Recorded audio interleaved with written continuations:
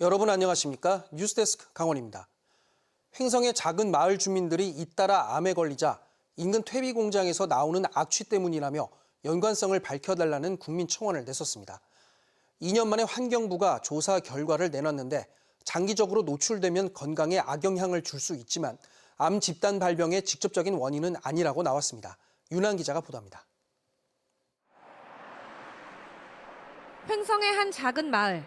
주민 수는 100명 남짓이지만 2009년 퇴비 공장이 들어선 이후 2018년까지 13명이나 암에 걸렸습니다.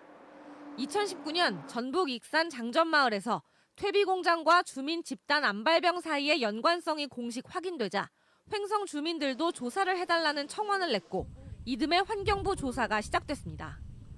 환경부가 횡성군 양정리 퇴비 공장 인근 지역의 환경오염과 주민건강 실태조사를 벌였는데 그 결과가 2년 만에 나왔습니다. 악취 물질 분석 결과 발암성 물질인 아세트알데하이드와 비발암성 물질 12종이 확인됐습니다. 아세트알데하이드의 경우 호흡기로 마셨을 때는 암 발생에 영향을 미칠 만큼의 위해도 수치를 보이지는 않았지만 기타 독성 수치는 암모니아와 함께 기준치를 웃돌아 오래 노출될 경우 건강에 해를 끼칠 가능성이 있는 것으로 나타났습니다. 식물조사 결과 고사목 100주가 확인됐는데 타 지역보다 고사율이 높았고 생육도 부진에 악취 등이 악영향을 미친 것으로 분석됐습니다. 다만 토양과 지하수 분석에서는 오염물질 농도가 모두 정상 범위 내였고 주민 건강검진, 의료 정보기록 분석에서도 암 발병이나 다른 특정 질병과의 두드러진 연관성이 입증되지 않았습니다. 하지만 암이나 질병 사망에 대한 모니터링은 이후에도 계속 필요한 만큼 환경부는 관련 예산을 지원할 테니 횡성군이 관리 계획을 세우라고 주문했습니다. 지하수랑 토양 오염도 모니터링을 하게 되고요. 주민들의 건강 검진과 그 스트레스 해소를 위한 간단한 계획들이 반영이 될 계획입니다.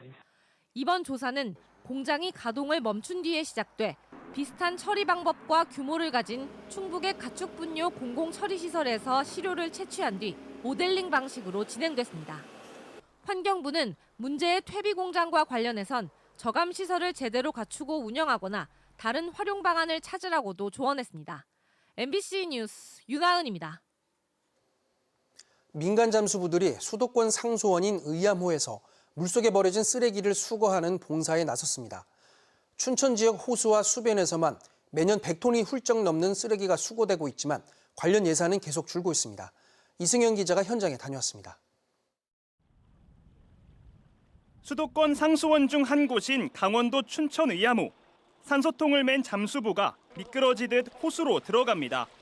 흙탕물로 뿌연 물속은 몇 미터 앞을 분간하기조차 어렵습니다. 크레인의 줄을 수면 아래로 내리던 잠수부들이 갑자기 작업을 멈춥니다. 이들이 물속에서 건져 올리려던 철제 파이프 내부에 흙이 가득 차 줄고정이 쉽지 않았기 때문입니다. 마침내 줄이 연결되고 크레인이 작동하자 길이 3m의 녹슨 파이프가 모습을 드러냅니다. 폐기물 수거에 자발적으로 나섰던 이들은 수중구조 전문 잠수부들로 며칠 전부터 일기예보를 확인하며 수중 작업이 가능한 날짜를 기다려왔습니다.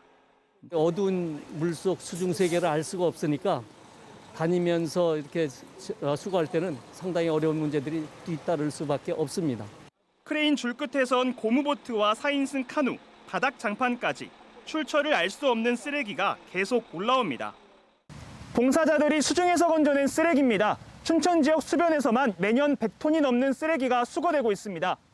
하지만 2019년 8천만 원 수준이던 수중 쓰레기 수거 예산은 계속 줄더니 올해 5천만 원대로 떨어졌습니다. 쓰레기는 계속적으로 증가하고 있는데 주요 상수원인 호수와 하천의 고질적인 쓰레기 문제를 해결하는데 집중적으로 인력을 쓰레기 문제로 골머리를 앓고 있는 상수원 의암호. 하지만 얼마나 많은 폐기물이 잠겨 있는지 제대로 된 통계조차 없습니다. MBC 뉴스 이승현입니다. 더불어민주당이 내일 강원도를 찾아 금융위기 사태 진상조사에 나섭니다. 더불어민주당 김진태발 금융위기 진상조사단은 중도개발공사부터 찾아 대표와 경영기획본부장과 면담을 하고 강원도 관계자 면담에 이어 언론 브리핑도 진행할 예정입니다.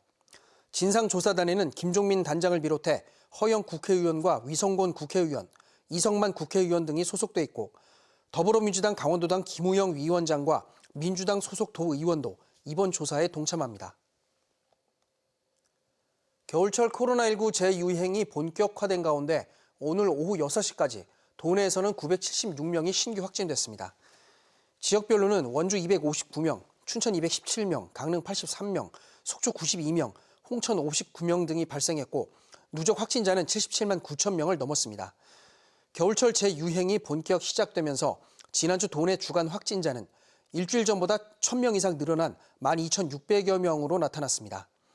도내 중환자 전담 치료 병상은 40개 가운데 13개가 남았고 동절기 추가 접종률은 4.1%입니다. 오는 17일 치러지는 2023학년도 대학 수학능력시험이 나흘 앞으로 다가온 가운데 올해도 코로나19 비상 상황 속에서 시험이 실시됩니다.